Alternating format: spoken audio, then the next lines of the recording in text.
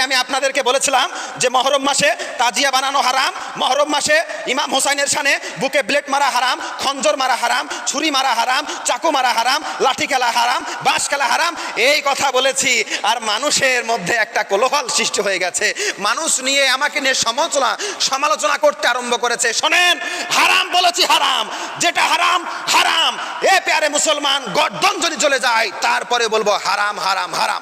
মুহররমে ঢোল বাজানো জায়েজ নয়, লাঠি খেলা জায়েজ নয়, ঝান্ডি খেলা জায়েজ নয়, বুক চাপড়ানো জায়েজ নয়, ছোরা মারা জায়েজ নয়, ব্লেড মারা জায়েজ নয়, মুর্শিয়া গাওয়া জায়েজ নয়, কালো পোশাক পরিধান করে শোক পালন করা জায়েজ নয়, আগুনের উপরে ঝাঁপ দেওয়া জায়েজ নয়।